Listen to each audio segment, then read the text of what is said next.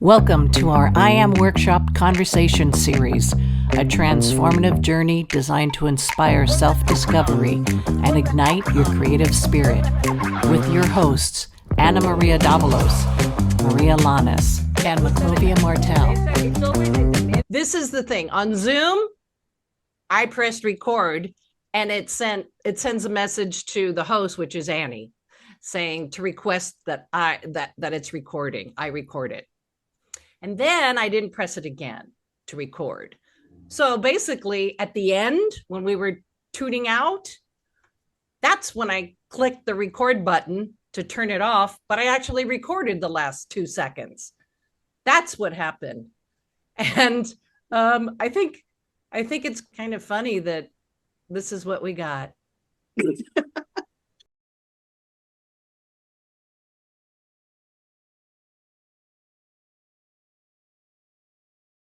Take two. Yeah. Maclovia, you put the record before I appeared. I brought my finger with me so that I could press record. Oh my God. Look, press record. Record. It's a reminder. Today's guest, doctorate in law from Ecuador, master in public administration from Harvard Kennedy School, Nobel Peace Prize nominee, World Wild Fund Gift to the Earth award winner, former mayor of Quito, and former president of Ecuador from 1998 to 2000, Jamil Mahuad. Jamil, thank you for being here again. Thank you. Thanks to you. Thank you very much. It is a you're pleasure very to be welcome. with you this afternoon. I'd like to start off with this question that I ask all of our guests. Can you share with us an experience that truly transformed you? So who was Jamil before this moment and who are you now? I think that probably everybody has many moments in his or her life where these events can be transformative. I would choose one that was very important because of what happened, when happened, where happened, and how it happened. All these circumstances made it very special. I was at that time mayor of Quito and was invited to Barcelona in Spain with other mayors of capital cities in Iberoamerica to share good practices in our jobs. The two things they asked me to talk about were the recovery of the historic city, what we call the historic center of Quito, because Quito was the first city in the world that UNESCO put in the list of historic cities, the heritage of mankind, quote unquote. So we invested a lot of time and effort, and we changed the historic center of the city. And the second was a project about public transportation that in Quito is called like El Trole, because it was a trolleybus. So I was part of a panel moderated by a lady from Brazil, and the members were the Minister of Housing from Chile, a lady from the City Council of Caracas, a professor that have written a paper about how the cities will compete in the 21st century. This was so interesting because that happened in 97, so in the previous millennium. And I was the other person in the panel. So first, the Minister of Chile spoke. Before that, the professor presented her paper. And then it was my turn. I commented on this. And when I finished, we were sitting in that order: Minister, Caracas, Brazil, myself, and the professor. As I finished, I talked to the professor. She was saying, "Thank you for reading my paper. Usually politicians didn't like to read anything, but thank you for commenting on the paper and not other things." And the moderator gave the floor to the lady from Caracas. So while I was talking to my neighbor, I applauded. And I couldn't hear my applause. Oh. It was very strange. So I got surprised and turned my head to see what was going on. And I saw that this hand, my right hand, was moving alone. It was a shock, you can imagine. On top of that, in the previous months, I've been practicing meditation. And one koan I received to meditate had this question: what is the sound that a one hand clap could make? Huh. Which is, like any koan, a question without an answer. The purpose is just to focus you and your mind in the question so you not get distracted by other things, trying to be here and now. And then suddenly I saw this one hand clapping. I was shocked by the fact and by the synchronicity with this previous meditation. Got very nervous. I ordered myself, applaud. My mind ordered my body, applaud. And my left side didn't respond.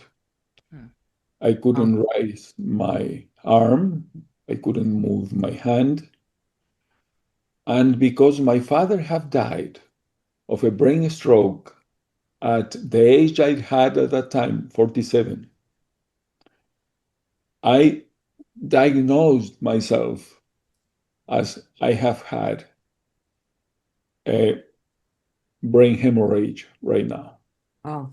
I am not a medical doctor, esto no, but that was something that came to my mind. So I ordered my legs move, and the right leg moved freely, the left one I barely could drag. Got so nervous that my mouth was dry. So I put water in the glass and drank the water, and I observed, almost terrified, that the water fell on my lap. So I thought my face is paralyzed. For thank God, this was a kind of problem that did not affect the part of my brain that was able to reason. So I was thinking, what should I do right now? In the first row were the mayors of some capital cities. Was Fernando de la Rúa, that later became president of Argentina, at that time was mayor of Buenos Aires. Was Ronnie McLean, mayor of La Paz. Was the mayor of Santiago de Chile. So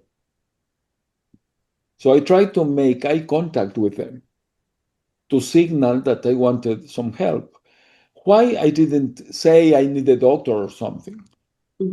First, because I have the TV cameras one or two meters away, filming the thing to present that in the news in Barcelona. It was the first event in the morning, so they were filming it. And I didn't want to produce a pandemonium there. And I was not sure if the moderator could speak in Espanol, call me, asking for help. Maybe she could have shouted something. So I didn't want to produce that kind of reaction. Right. And I was trying to invite somebody by signals. Yeah. But of course, the mayors were looking at the person who was speaking, not to me. Then I tried to make eye contact with the organizers, the municipality of Barcelona. And they were in the back of the hall doing things, administrative things. And then I tried to make eye contact with the people that came with me from Ecuador, but they were not there as well, because I finished my part. So I made one of the worst decisions in my life. And I decided to wait. Why? Because just before we started, they brought like a traffic light and put that on the table. We were sitting. And they said, the green light will be on for 8 minutes. At the 9th minute will become yellow, and at the 10th minute will be red. Oh my God. Because you have 10 minutes to talk. Mhm. And 10 seconds after it gets red, your mic will be disconnected. So the typical Latin American discussion that I need more time, Yeah. Yeah. it couldn't work. I remember I made the joke, you are using European technology to control Latin American time. Yeah, you can't. So I knew that the lady from Caracas, the last one, had 10 minutes and probably at that time, 6 minutes more, and that will be finished. So I decided to wait.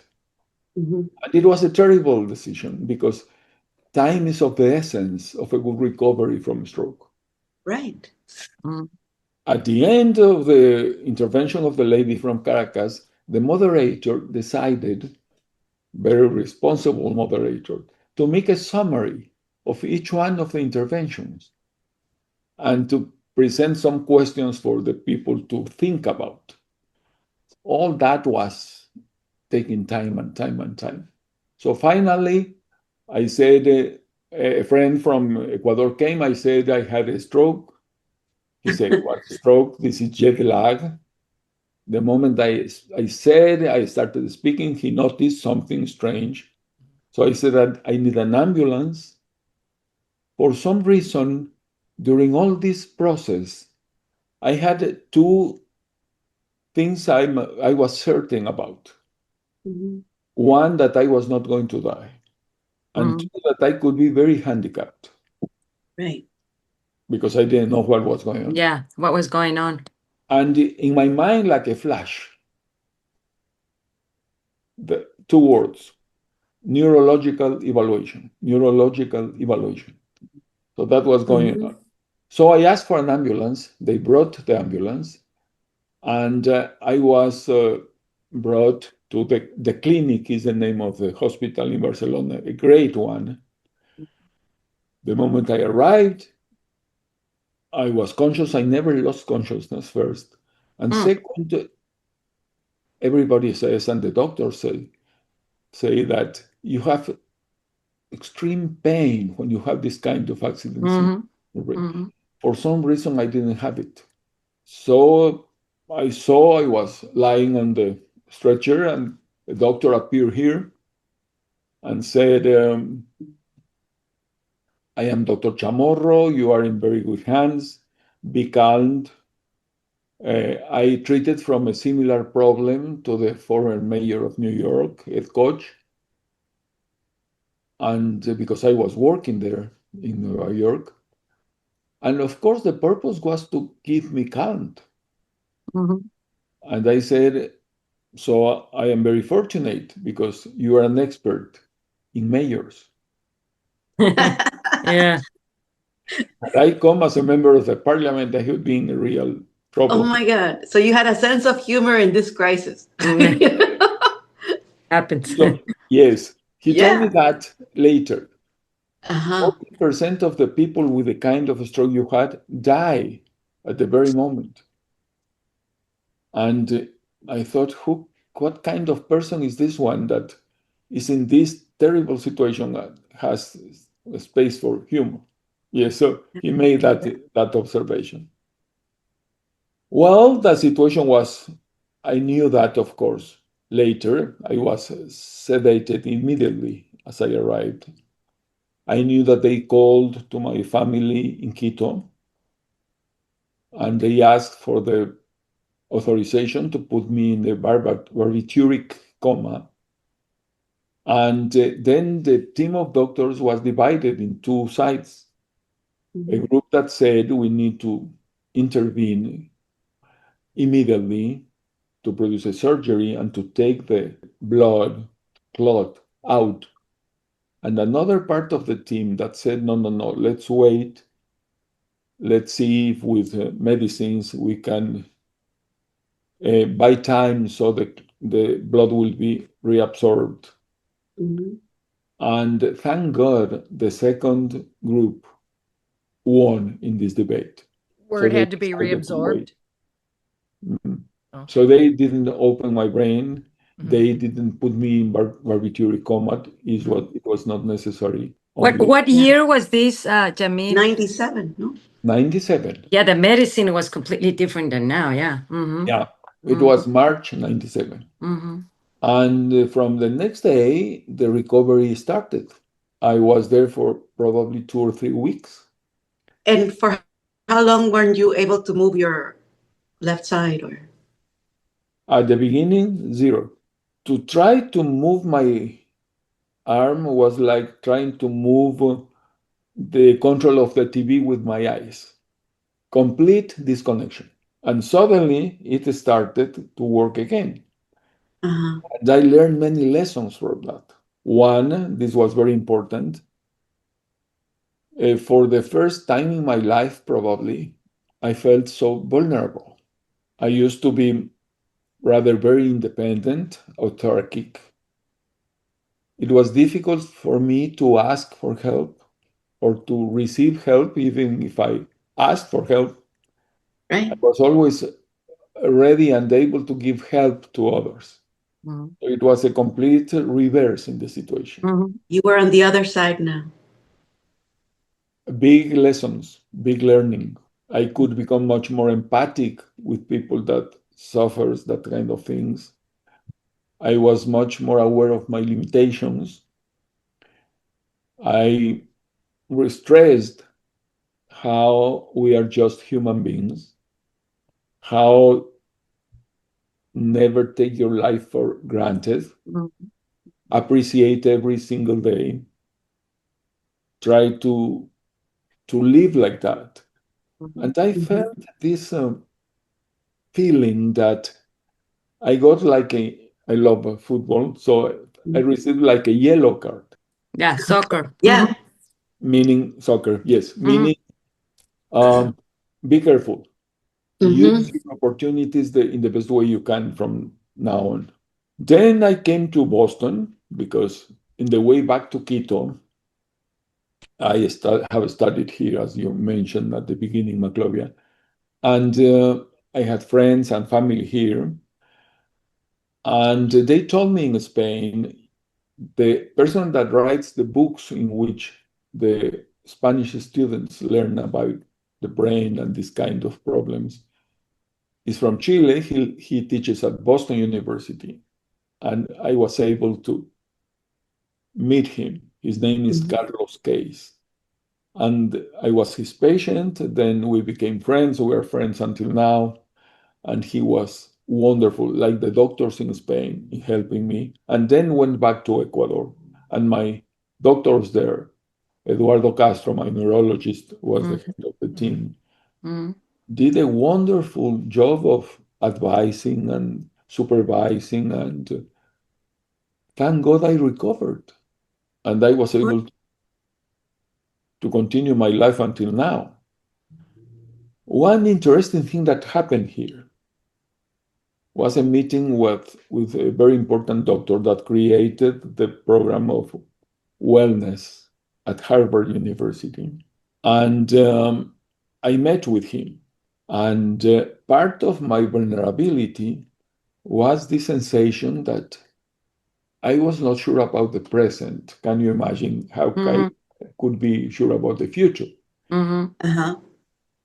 At that time of the stroke, I was ahead in the polls in my country for president of Ecuador. So it was a complete change from being at the top, hectic life, no time for myself except for these meditation practices. And suddenly, in a hospital, in a different city, alone, I had 24 hours for me. Yeah. No distractions. In the intensive care unit, you don't have TV. And You, family? Did anybody travel with you in your family? they came immediately. They came after 24 hours. Mm-hmm. They got the last two tickets in Iberia from Quito to Barcelona through Madrid, and they could come. But in the first 24 or 48 hours, I was alone, and I was in the intensive care unit. So even my friends couldn't come except for a few minutes. And you don't have books. Of course, I asked for the newspapers. I discovered that I couldn't read because when I read the line, at the end of the line, the words were like disappearing. Mhm. A lot of learnings at the same time. Mhm. I touched with my feet the bed, the frame of the bed, and it was like ice, and it was not. The sensation was only in one foot. So I reconnected with my body in many ways. Mhm. I discovered that I have considered my body just like a pedestal to hold the head. I was working, living a lot in my head, very That's passionate. intense. Yeah. I was reconnected through that.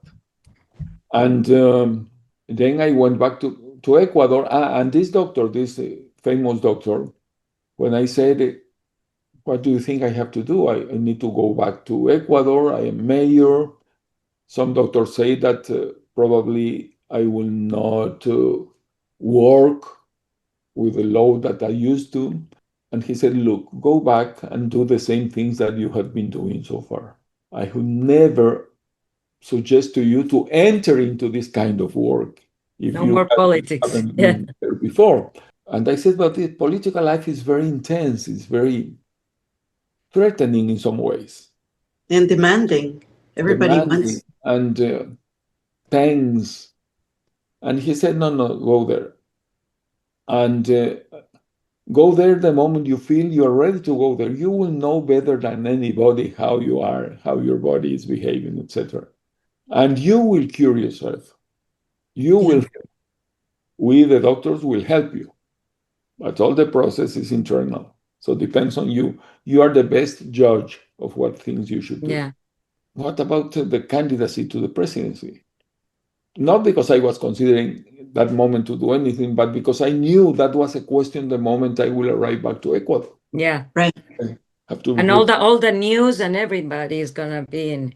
yes, Uh-huh. he was a first page on all the papers, of course. And he said, run, go there and run. And I look at him like I expected a different advice from a doctor. And he said, look, according to all the exams that you have been done, you don't have any other problem with your brain. You have been checked more than anybody else. Nobody has had an enormous amount of exams you have had. And your doctors found nothing to be concerned. Alarmed. Mhm. So your chances for having another episode are smaller than almost anybody else. Mm-hmm. What I will never want for you is to be 80 years old in a rocking chair, alive, and thinking, I am still here. Why I did not run? Why didn't I do what I had to do? Yeah. Words are So, powerful. He gave you the push. yes, Well, he knew I waited something. for 1 year. I remember my doctors came to Quito. We went together to the Galapagos Islands for 1 week. Mhm. And my purpose was that they could observe me daily in a very demanding physical situation. You have to go Ah, to the boat, to go to the islands. Lava is there. You have paths that you have to go up and down. So a real test. And when they said you are perfectly okay, I felt that if I decided to run, that would be a responsible decision, Mhm. not an irresponsible one. What did your family think of that? Your Sorry? daughter, did you have a wife by then or a daughter? Were they telling No, I you was not I to was run? divorced, Mm-hmm. and yes, my daughter came, my brother came. He was a great help, both of them. mhm. In May, first the emotional support. Then the lot of administrative details. You have Yeah. to need fulfilling forms, papers, inform the Social Security in Ecuador, etc., etc. And they were a big support always. My family has been wonderful all my life. They Mhm. have been with me in the good and bad times. And we are still very, very connected. And we have a very big extended family as well. Those families that you don't find anymore. So many children. Yeah. No, and that's like the fuel that pushes you forward. All that love. And maybe if I can change the verb, they don't push, they Mm. just support. They They support. Yeah. accompany. 14 months later, I was elected president of Ecuador.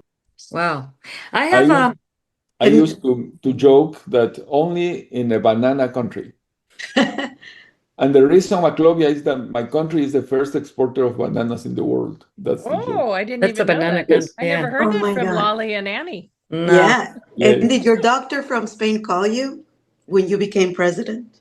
Yes. And the doctor, yes. And the doctor, and they visited me later Uh-huh. after the Galapagos came again. And the doctor in the United States, when he left the room after saying run because of the 80 Uh-huh. years old in the rocking chair, etc., he went out of the room. He said goodbye. And then suddenly the door was opened again, and he entered just the head and said, and if you have some doubts, just remember this face. And he smiled Ah. and invited me to your inauguration. And I met him at that moment. It was surprisingly supportive. Did it change your aspect on people? Did you have a different outlook on Yes. humanity?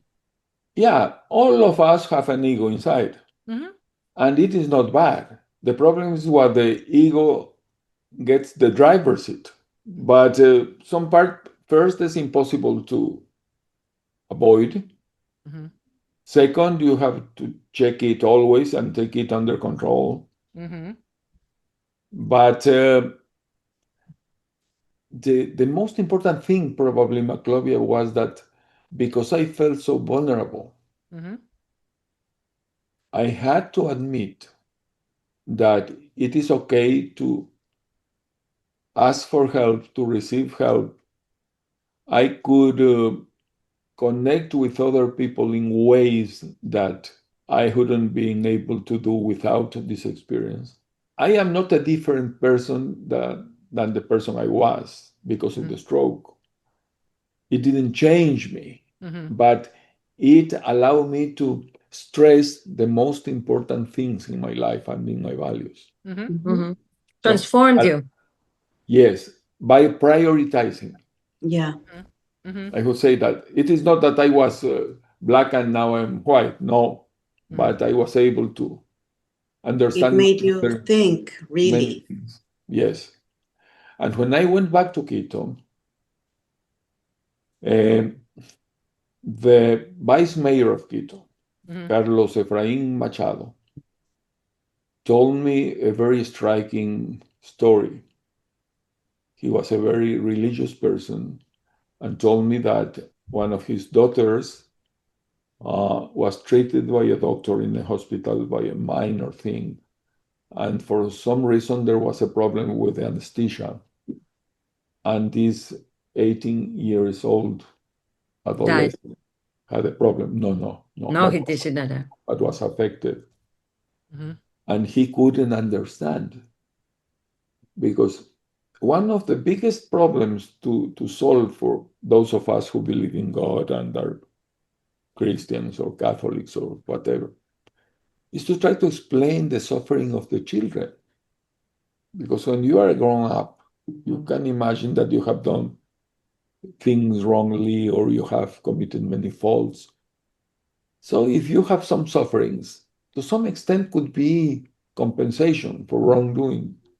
When you see a baby suffering, child suffering, how do you explain that? Yeah. And that was the reaction of Carlos Efrain, as he told me, why my daughter? She's so young. And the message that was wonderful and have helped me since then came from a priest that told him, don't ask why, ask what for. ¿Para qué? Mhm. Everything happens for a reason. Everything that happens has a purpose.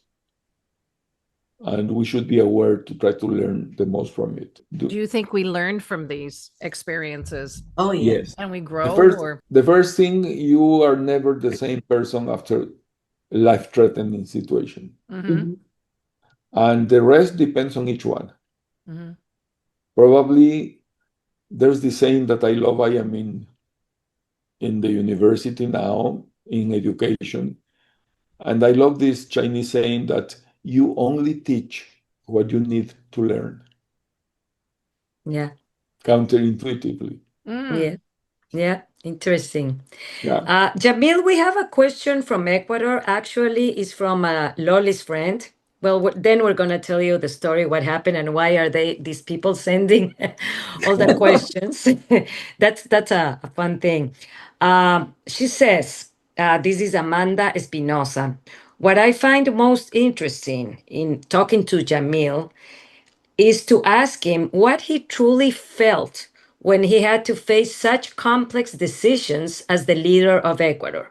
Did he experience them as purely economic and technical decisions, or was there also an inner force, an I am within him that gave him that certainty to act as he did? Well, you explained a little bit, but we can go in depth. As I was in politics for around 20 years. And I was mayor, member of parliament, and then president and minister of labor before. So you learn by doing.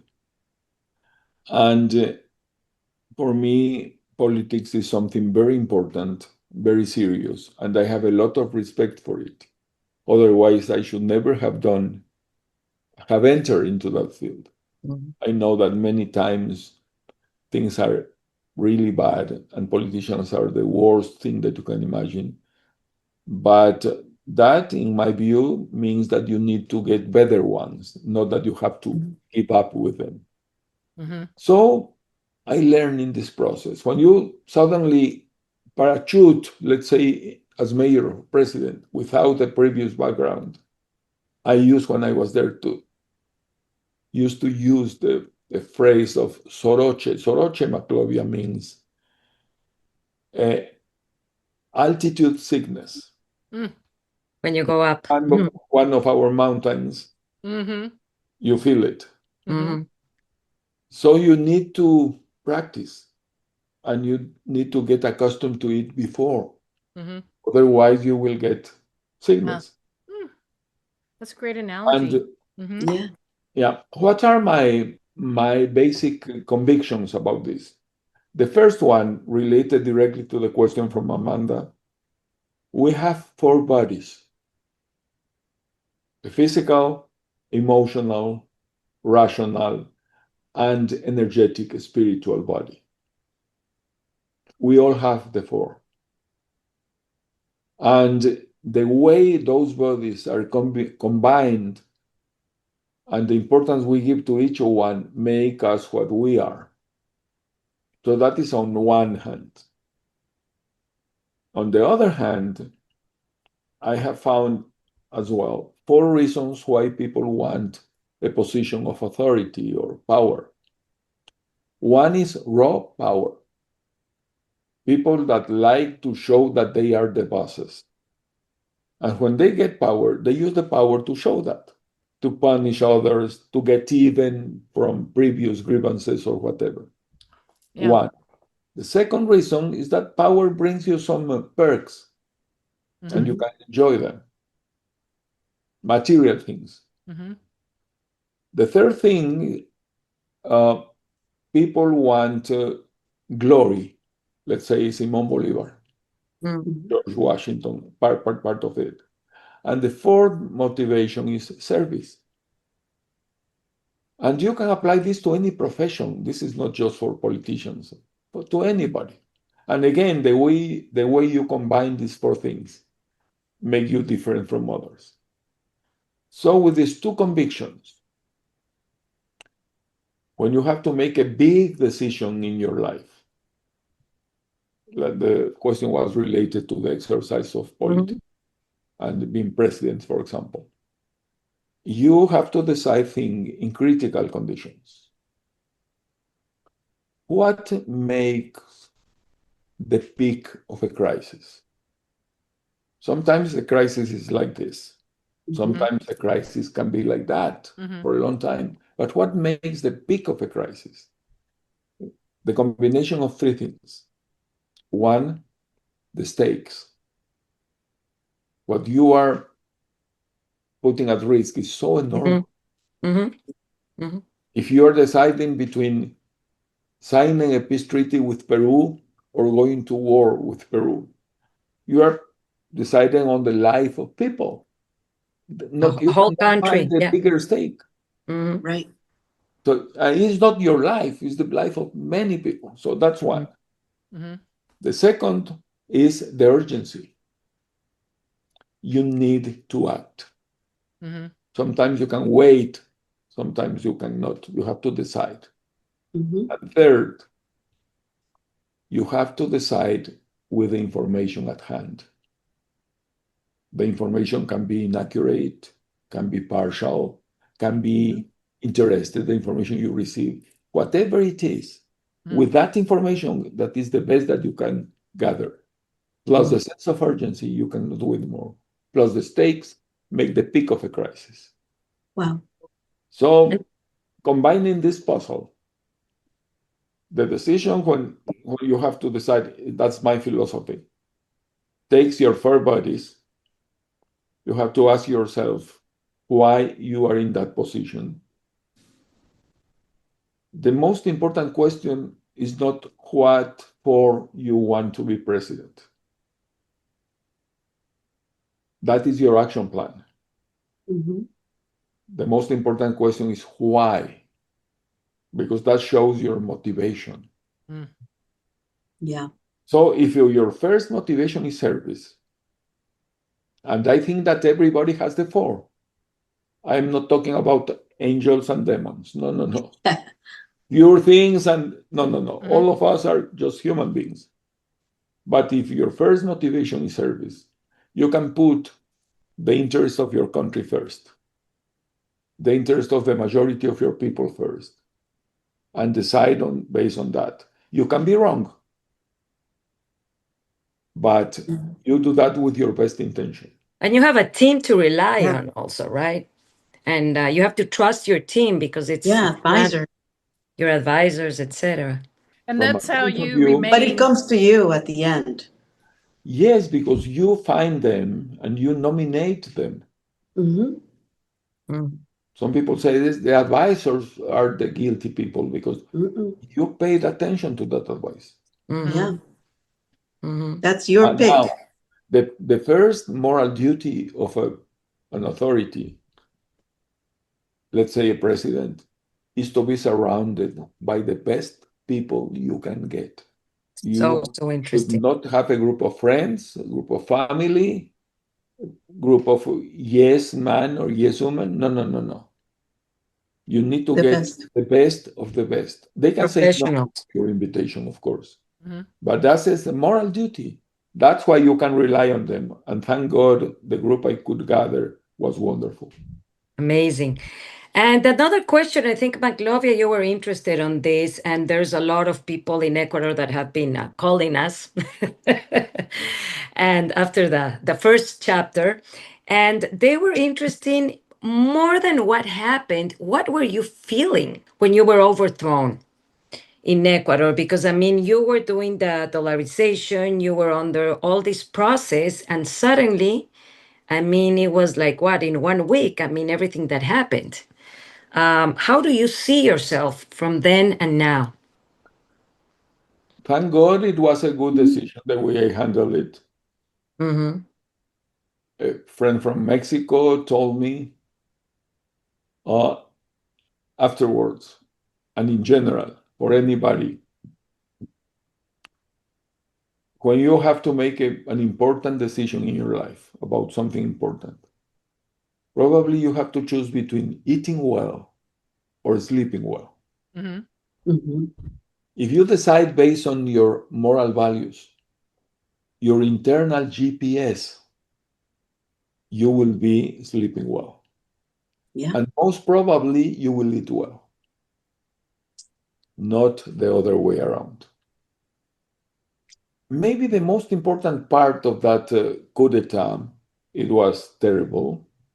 The first coup d'etat in the world in this millennium happened in my country. It was motivated for a long crisis, terrible year for my country, for things that happen in the world, not because of actions of the government, but you are there and you are responsible. The last situation was that I decided to use the dollar as the currency of Ecuador. Mm-hmm. Many angry people protested against that. And now, 25 years later, more than 90% of the people defends dollarization as the best thing that would have happened in Ecuador. So, yes, you are deposed for a decision that at the end was good, but that's a different thing. There was a point in which the military asked for my resignation because the only way to substitute the president, according to the constitution, is because the president resigns or because the Congress impeach you and you have to follow a process. And there was no process. Just a group of colonels took the Congress by force. It was a coup. So they wanted my resignation to bless the coup d'etat. Ah. And the crisis, big state, urgency, and the information you have at that moment. And I decided not to resign because I thought it was my moral duty not to bless something wrong. And I spoke to the TV, to the national TV. If you want to produce a coup, produce it. But you will never have my cooperation for that. Mm-hmm. And that came for me from Gandhi. Gandhi is probably the person I most admire in the world.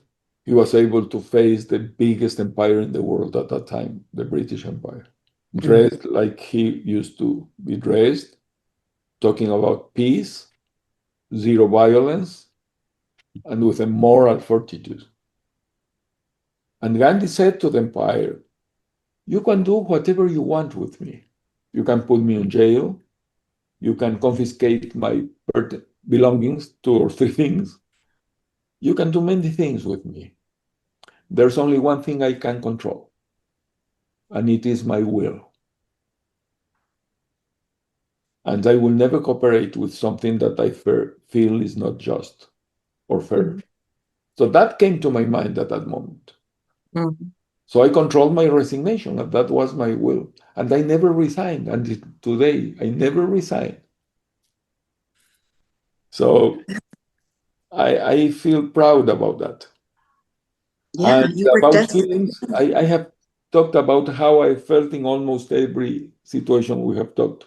I felt vulnerable, nervous. I dropped the water from my mouth. Yeah, it's crazy. Yes, yes. I wonder Yeah. if if having that medical incident sort of shaped you into your position as president and going through all this, like it sort of because it made you think about things, other things, your vulnerability, and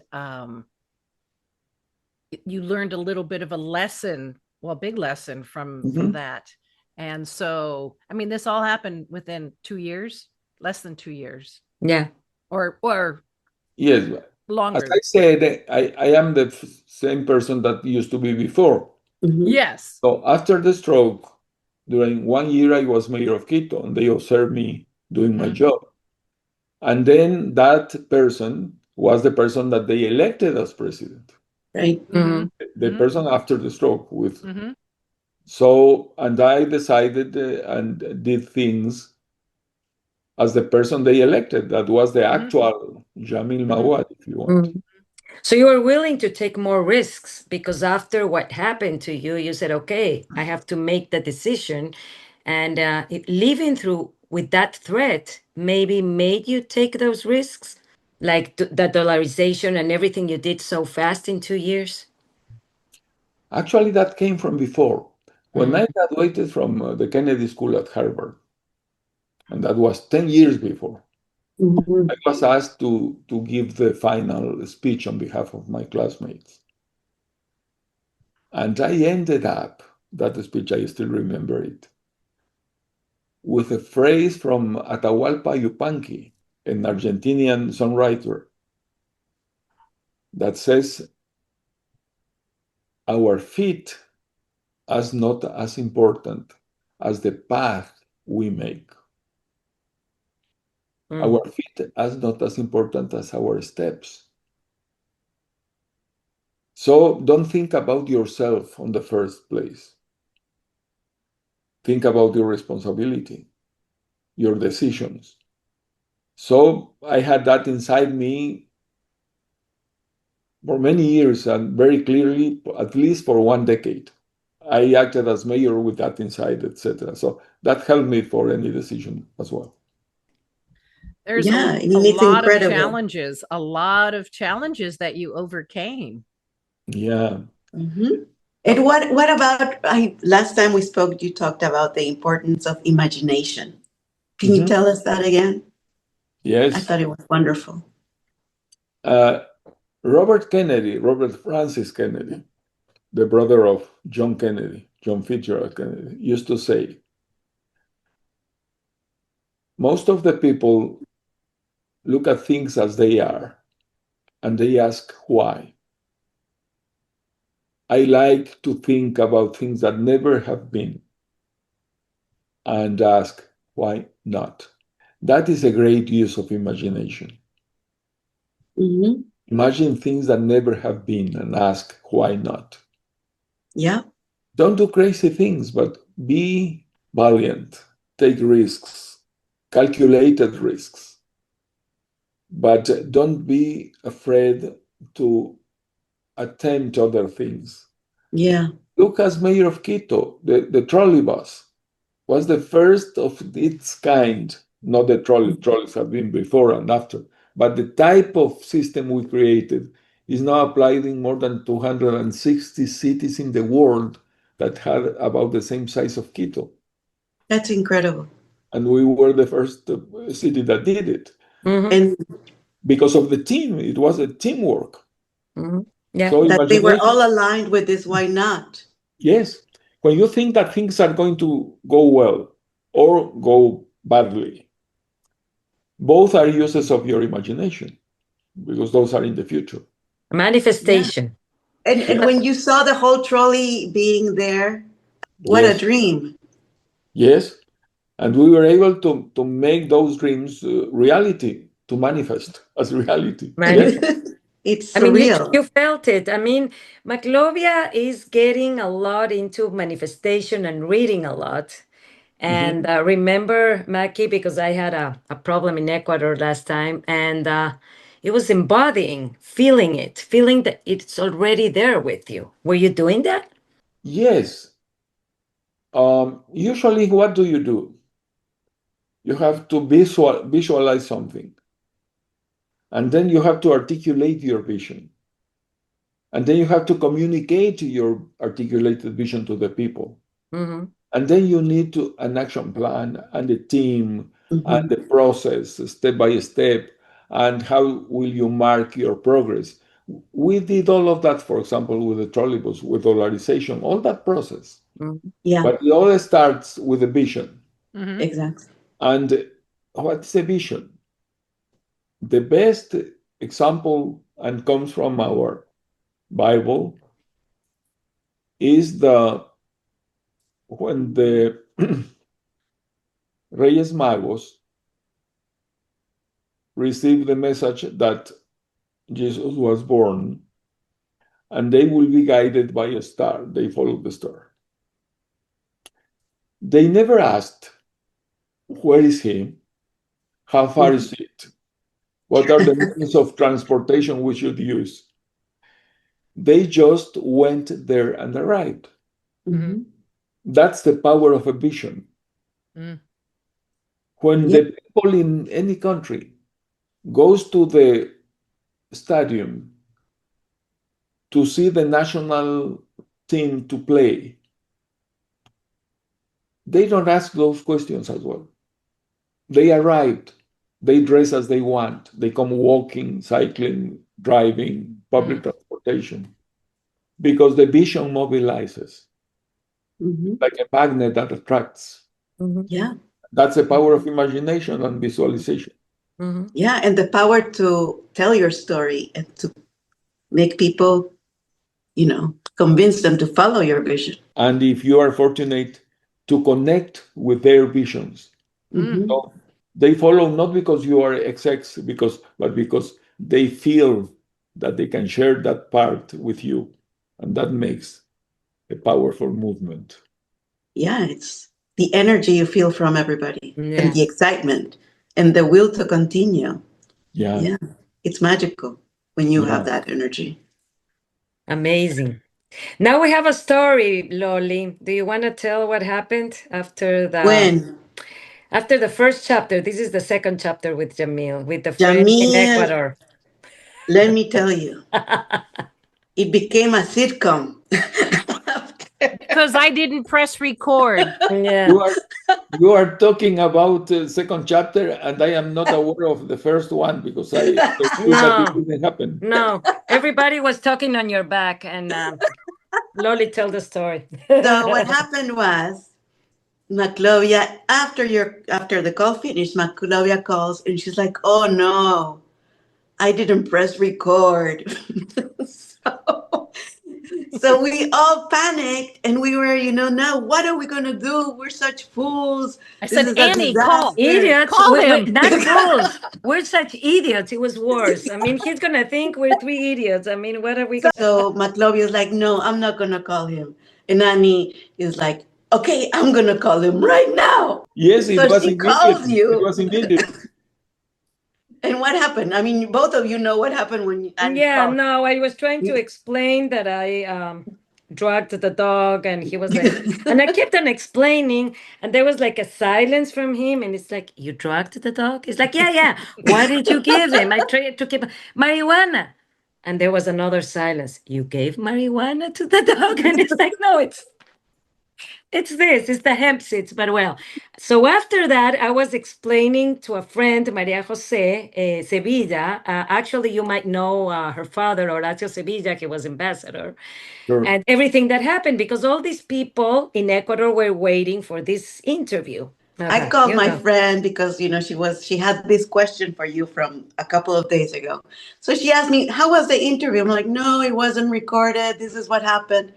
Like, So then that was it, right?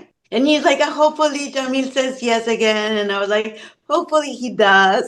And so anyway, Annie calls me. call her, and while I was begging Jamil, give me a second chance, remember in the first chapter that you said never I mean, you have to Ah, learn to surrender and never give up. So I said, okay, I'm going to use that phrase. And so I told my friend, and they were sitting in Ecuador in a dinner, I don't know, and the coincidence is that my friend was sitting next to Loli's friend, and they didn't know each other.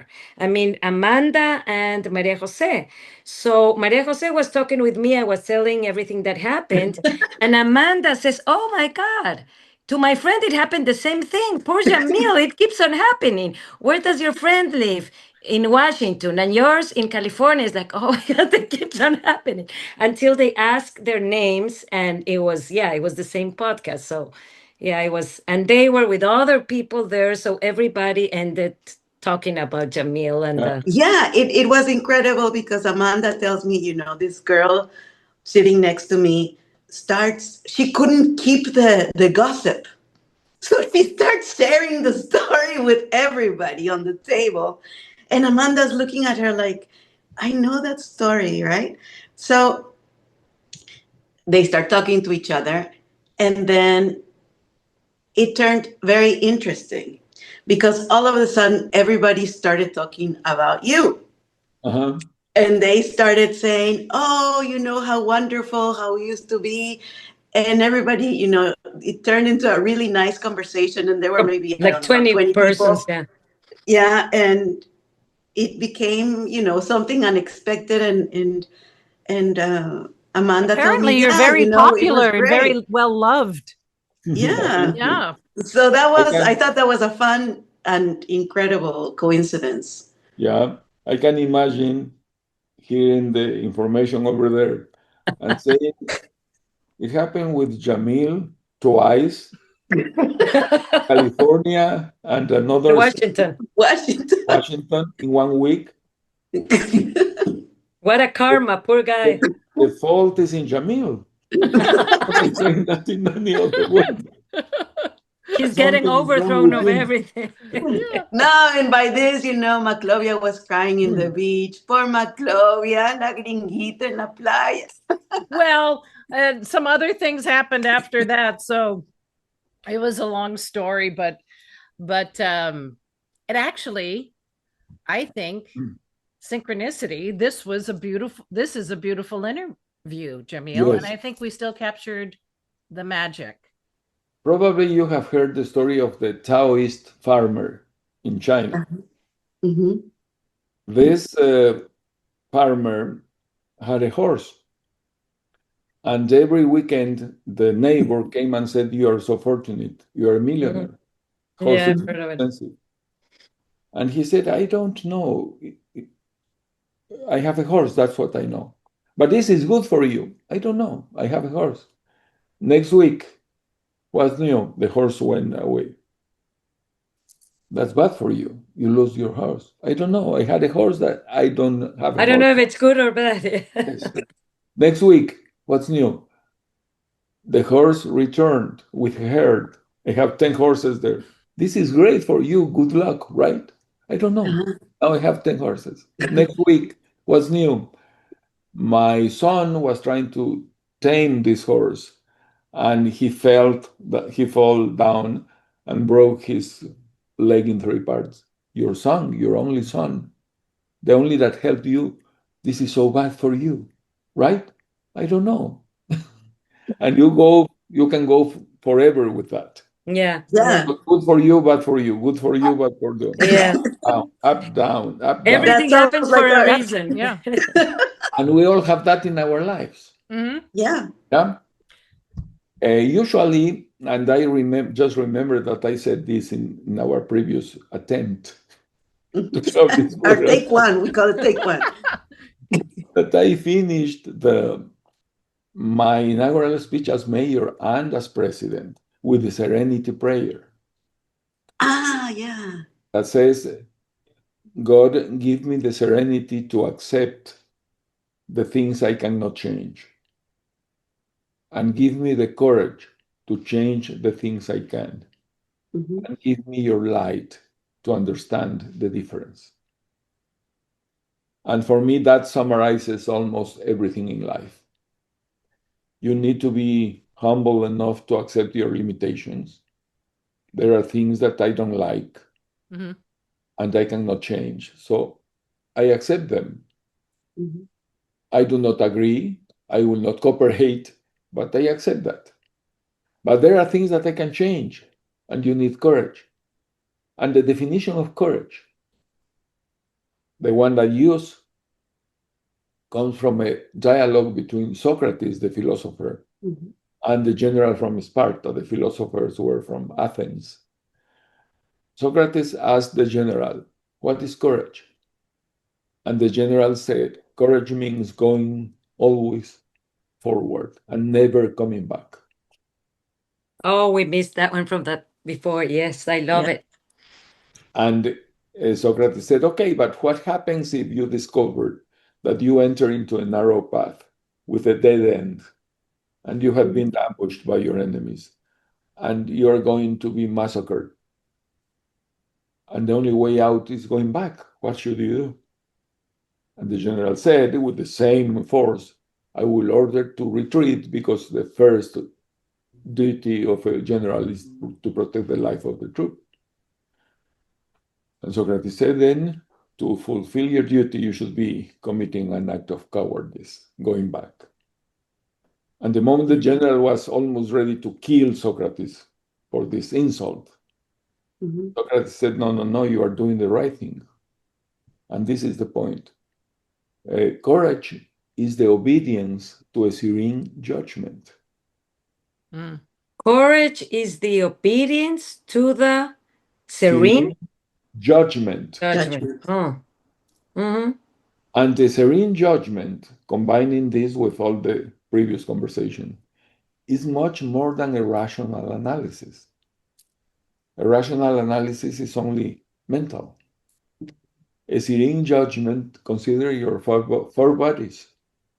Mm-hmm.